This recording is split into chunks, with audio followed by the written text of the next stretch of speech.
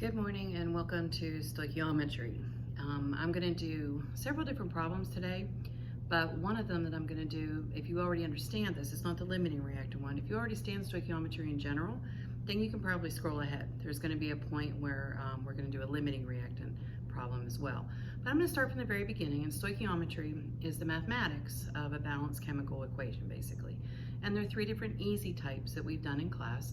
It's changing from moles of one substance to moles of another, or from moles to grams, or grams to moles. That's the second type. And then the third type is if you're given the mass, the number of grams of one substance, and you're asked to find the number of grams of another substance. So those are the three types that we've done in class so far. And then we did something called a limiting reactant, because everything that we started out with, we had one substance that we said was in excess. And by being in excess, what that means is there's as much of it as we need to make the entire chemical reaction happen until we run out of one of the substances. So if they tell us two substances, we know that that's a limiting reactant problem, and we have to approach it slightly differently. So we're going to start out with just the hardest of the simple stoichiometry problems. And I think we'll go clear back to being given the actual names of the formulas. So if you're having issues with writing the formulas from their names, that's a different video, and we need to work on that before you can be successful with this part. Anyway, the first problem that we're going to do together says that lead 2 oxide is obtained by roasting lead 2 sulfide in air. And then they give us an unbalanced equation for this. So we have lead 2 oxide. So what we need to remember is lead 2 is the charge on the lead, and then oxygen is oxide, and that's a -2 because of where its placement is on the periodic chart.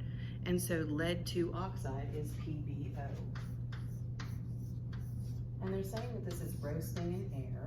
It's kind of the same thing as combusting, a little bit different. So we've got O2, and then it's producing this is not lead 2 oxide. Lead 2 oxide is what's being produced. What's being roasted is the lead 2 sulfide, and that's going to make lead 2 oxide. And the other product is sulfur dioxide. So there's 4 substances. We start out with our reactants, and we have our products, and we have to make sure that this is a balanced equation because that's the whole part of this. So usually I try to balance the oxygens first. Put a 2 there. That might be it. A little bit of trial and error going on with that. 2, 3. I think I need a 2 here as well. So that's 4. Yeah, that's 6. I did the oxygens first and made 6 on each side and then went from there. So this is the balanced equation. Now what this tells us is the mole ratio. So we have 2 moles of the lead 2 sulfide for every 3 moles of oxygen gas, and that's going to produce 2 moles of the lead 2 oxide and 2 moles of sulfur dioxide. Now, in the easier problems, they're going to give you one substance and ask for another substance. And so you kind of have to figure that out. And the rest of the equation, we just had to use that to get the coefficients. So in this particular problem, it says we have 200 grams of the lead 2 sulfide. So this is what's given, 200 grams. And they want to know what will be the mass of lead 2 oxide produced. They want to know the mass. So mass means grams. That's what's given. That's what's being asked for. So the oxygen and the sulfur dioxide really aren't going to become a part of this. There's really 3 steps to this. We can't use the coefficients to tell us the ratio of grams. We can't say, oh, well, there's 200 grams of lead 2 sulfide, so there must be 200 grams of the lead 2 oxide because it's a 2-to-2 or 1-to-1 ratio. We're not allowed to do that. We're only allowed to do this with moles. So if you're not given moles, then you change to moles. And we've done that for a couple chapters now. So we take whatever is given, and we put that over 1. And now we need a conversion factor. We need a conversion factor that's going to go from grams of lead 2 sulfide to moles of lead 2 sulfide. So in the last chapter, we learned that 1 mole of any substance is equal to its molar mass, and we can figure out the molar mass from the periodic chart. If you want to at this time, you could pause the video and see if you can do this part on your own and then check it. I want to get moles of the lead 2 sulfide, so that goes in the top. I want to get rid of grams, so that goes in the bottom, because anything divided by itself is 1. Now, this is where the molar mass comes in. The molar mass is all of the atomic masses for the correct formula added together. So I use my periodic chart. Lead is 207.2, and 1 sulfur is 32.066. So that's going to be 239.266. See if you got that, 239.266. That's the molar mass. So I take the 200 and I divide it by 239.26, and I get 0.8359 moles of lead sulfide. Usually I do this in one big step, but because I'm trying to explain in more detail, I'm going to write it all out for us. So hopefully that's what you got for the first step as well. Now let's go back to the balanced equations again. The balanced equation, look at those coefficients.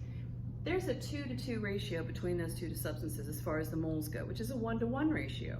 And at this point, you could probably use some common sense and figure this out, but because it's not always going to be common sense, maybe it'd be better to show the mole ratio. Plus, this is showing that you understand how you can use the balanced equation in a stoichiometry problem. So I have the 0.8359 moles of lead sulfide, and I stick that over 1. This second step is where I change from the moles of the substance that I was given to the moles of the substance that I want to get. So I want to get lead oxide, that's what they're asking for, and I'm allowed to use a mole ratio to do this. I'm trying to get rid of lead sulfide. So notice, this is the substance that I want to get. This is the one that I want to get rid of. This is where I use the coefficients to figure out how I change using a mole ratio. So in front of the lead 2 oxide is a 2, in front of the lead 2 sulfide is a 2. Like I said, it's a 1-to-1 ratio. So these are going to cancel out, which means that I have changed from the substance I was given to the substance that I want to get. So now I know how many moles are going to be produced, but that's not what was asked. It's not like we have a mole meter that's going to measure moles. So I need to go and change it to what they want.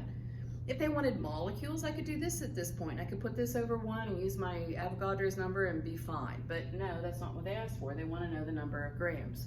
So third step, 0.8359 moles of lead 2 oxide. Stick that over 1.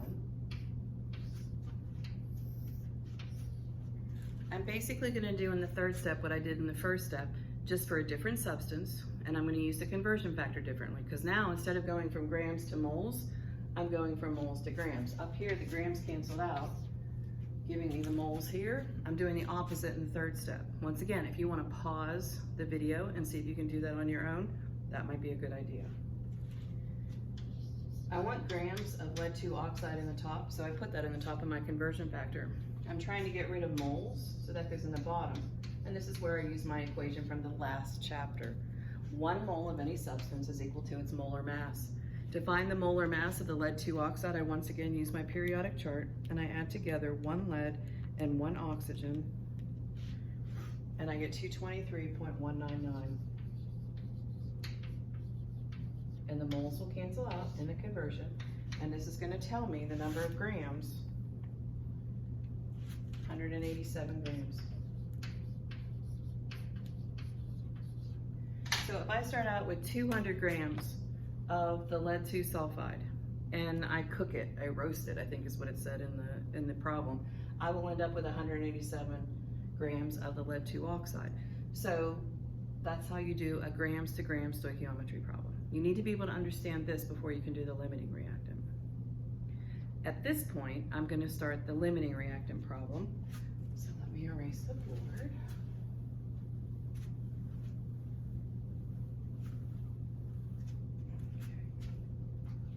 The way that you can tell that it's a limiting reactant problem, first of all, they'll probably ask you for the limiting reactant, but secondly, they're going to give you 2 masses. All the other problems are only to give you 1 piece of given information.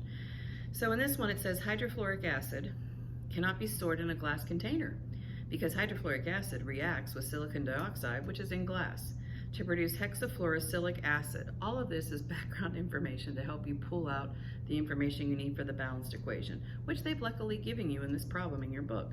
So if you're following along, this is page 395, number 93, if you want to try it on your own before I do it here. Silicon dioxide plus hydrofluoric acid. And then this is not a very common hexafluorosilicic acid. Hexafluoric. I don't think I've ever heard of this before. Hexafluoric, there's that 6, plus water. Okay. And they've given us the balance equation in the book. So this is a 1 to 6 to 1 to 2 ratio. A ratio of moles, or a ratio of representative particles, not a ratio of masses. And this is what the problem is. They're telling me that I have 40 grams of silicon dioxide. 40 grams. And this is how I know it's a limiting reactant problem, 40 grams of the hydrofluoric acid. And then they ask me a series of questions. The first one is, what's the limiting reactant? What's the mass of the excess reactant? What is the amount of product of the hexafluorosilicic acid produced? So they're asking for this. And they want the mass. They want to know which one of these two reactants is the limiting reactant, and then how much is left over of the one that isn't used up. Everything before this, it'll say that something is in excess. Or if it's burned in the air, then they assume that you're burning it in a room that is just filled with an abundance of oxygen and you're never going to run out. So that's not how these work. These work the same using the concepts. It's just you have to figure certain things out first. So there's 40 grams of silicon dioxide and 40 grams of the hydrofluoric acid, and something is going to run out first. And so that's the very first thing that we do, is we figure out which one's going to run out first, and that's the limiting reactant. It limits how much product is being made. So I kind of start this out like I start out everything else. If they wouldn't have asked me for a particular product eventually in the problem, I could have picked either one of these and figured out which one is the limiting reactant. I want to see which one is going to make the least amount. So it's really like doing two problems in one. So I'm going to start with the silicon dioxide.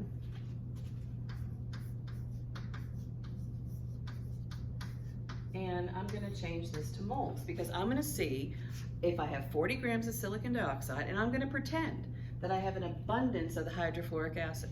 I'm going to see how much of that product am I going to make. So I change this to moles. I put moles of silicon dioxide in the top, and I put grams on the bottom. And then I do just like I did on the previous problem. 1 mole of a substance is equal to its molar mass. So I'm going to add up 1 silicon, which is 28.086, and 2 oxygen, 2 times 15.999, and I'm going to get 60.08. That's going to make the grams cancel out. Now in the previous problem, I stopped here and I did this all in 3 steps. I'm not going to do that this time. I'm going to do it all at one time. Hopefully we're getting better at this. So I'm going to figure out, now I've changed, what I've done in this step is exactly what I did on the previous problem. I've changed to moles of silicon dioxide. So now I can compare that to what I'm looking for, which is the moles of the product. And so what I'm going to do is I'm going to put the moles of what I'm looking for in the top and the moles of what I'm trying to get rid of in the bottom. And so what I do is I use the balanced equation. There is an understood 1 there, and there is an understood 1 in front of the silicon dioxide. So it's a 1-to-1 ratio. So when I figure this out, I have figured out the number of moles of product that are going to be produced if I have an abundance of hydrofluoric acid and only 40 grams of the silicon dioxide. So I get 0.6658 moles of the H2SiO6, which I should probably learn the name of. What are we calling this? Hexafluorosilicic acid. Hexafluorosilicic acid. Okay, so that's how much the silicon dioxide will make. So now what I'm going to do is I'm going to figure out how much will the hydrofluoric acid make. So it's like I'm starting over a brand new problem. I'm going to start with the 40 grams of the hydrofluoric acid this time. And I'm going to pretend that I have an abundance of the silicon dioxide. I'm not going to run out of it no matter what. I'm pretending. I'm going to see which one's going to make the least amount of product. So it's basically the same steps as the previous one. I need to change to moles of hydrofluoric acid so that I can use the balanced equation. 1 mole of a substance is equal to its molar mass. So I take 1 hydrogen and 1 fluorine, and I get 20 point, basically just 20. And that'll make the grams cancel out. So what I've done in this first conversion factor is I've changed to moles of the hydrofluoric acid. And so now I'm going to see how many moles of the hexafluorosilicic acid. How much of this stuff can I make if I have 40 grams of the hydrofluoric acid? So, just like before, I put the moles of the hexafluorosilicic acid in the top. I put moles of hydrofluoric acid in the bottom, and this is where I use the balance ratio to change from what I want. I change to what I want from what I have. So the hexafluorosilicic acid, there's an understood 1 in the balanced equation. The hydrofluoric acid, though, has a 6 there. That's going to make the moles cancel out. So I take 40 and divide it by 20, and I pretty much get 2. And I divide it again by 6, and I get 0.3333333 moles of hexafluorosilicic acid. Okay, now what does this mean? Well, this is the smaller amount. That means that if this were a traditional problem, like the ones that we started out with, the easier ones, and we had 40 grams of hydrofluoric acid, and we had as much silicon dioxide as we wanted, we could only make 0.333 moles of hexafluorosilicic acid. On the other hand, up here, we can make almost double the amount if we had an overabundance of hydrofluoric acid. So when you're done figuring out the number of moles of one of the products, the one that made the least amount, that is the limiting reactant. And so we mark that with an LR, and actually in the problem in the book, it wants you to tell us which one is the limiting reactant. The limiting reactant is the hydrofluoric acid. Now what does that mean? That means you can't use any of this math, because that's not going to happen. This is not the number of moles of the product that's going to be produced. This is the number of moles of the product that's going to be produced. So now we can go on and answer the question, how many grams of the hexafluorosilicic acid are actually going to be produced? When you take 40 grams of silicon dioxide and 40 grams of hydrofluoric acid and you put them together and they react, they stop reacting. When the 40 grams of hydrofluoric acid is used up, how much of the product is there? So we go back to the 0.333 moles of hexafluoric, whatever I'm saying, hexafluorosilicic acid. So this is my step over here. I'm just now going to change it to grams, just like I did in the previous problem. Now that I know how many moles of the product I have, I'm going to change it to grams. So I put grams, H2SiF6. I put moles in the bottom. I'm just changing to a different unit for the most part of how I'm measuring it. 1 mole of a substance is equal to its molar mass, so I have to add these all up. So I've got 2 hydrogen plus 1 silicon plus 6 fluorine.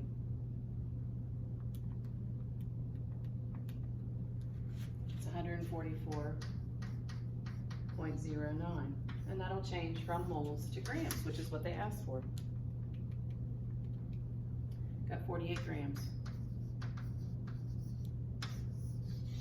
So that's how many grams of the product we're going to have. This is where it gets a little bit different. I'm going to reposition the camera slightly for the next part, because there is a next part. This is how much product I make. This is the H2SiF6, right? And that's one of the things they asked for. But they also want to know how much of the excess reactant is left over. And that's how they stated, how much of the excess reactant is left over. Well, silicon dioxide is what's going to be left over. It started out with 40 grams. We need to know how much did it get used up? How much of the 40 grams was used up? And then we can subtract from the 40, and that's how we'll end up knowing how much was in excess. So you can start anywhere, really. I usually go back to the hydrofluoric acid and I run this like a regular stoichiometry problem. So we definitely know that 40 grams of hydrofluoric acid is going to be completely consumed in the reaction. Now we need to know how much of the silicon dioxide is going to be used with it. So we can use the balanced equation. 1 mole of hydrofluoric acid, and this is basically everything that I did in the previous simple problem, I'm just changing from grams of hydrofluoric acid to grams of silicon dioxide. Hydrofluoric acid, I already know this. If I look at my other problem, I already know most of the things on here. I don't even have to look them up anymore. So that's changing to moles of hydrofluoric acid, just like I did before when I was trying to find the product. But this time, I'm trying to figure out how many moles of silicon dioxide is going to be used up. So this is where I compare, using my balanced equation, between what I'm looking for and what I'm trying to get rid of. So in front of the silicon dioxide is an understood 1 in the balanced equation. There's a 1 in front of that. That's its coefficient. In front of the hydrofluoric acid is a 6. And that makes the moles of the hydrofluoric acid cancel out. And then I change to grams. So I'm doing basically the first problem that's on this video, but I'm doing it all in one big step, going from grams of one thing to grams of another, just not stopping after every step. I'm just using one conversion factor after another. So 1 mole of silicon dioxide, once again, I don't have to add anything up because I already did this in my first step when I was trying to figure out the limiting reactant. So 1 mole of silicon dioxide is equal to 60.08, and the moles cancel out. And so you take 40 divided by 20 divided by 6 times 60.08. 20. Okay, so here's the deal. We've got to think about, what does that mean? That means that 40 grams of hydrogen fluoride, hydrofluoric acid, reacted with 20 grams of silicon dioxide. So 20 grams is gone. That's what was consumed in the reaction, but that's not what they're asking for. What they're asking for is how much is left over, how much is in excess. Well, they told us we started with 40, so 40 minus 20. 40 is what we started out with, 40 grams of silicon dioxide. We used up 20 grams of silicon dioxide, and so there's got to be 20 grams of silicon dioxide, and then we write in excess. I don't care if you write left over, but that's the other part of the problem. So the kinds of questions they'll ask is, which one is the limiting reactant? For this problem, the limiting reactant was the hydrofluoric acid. The reactant in excess was the silicon dioxide. How much of the product did we make? 48 grams. How much of the excess reactant was left over? 20 grams. So that's basically how you do a limiting reactant problem.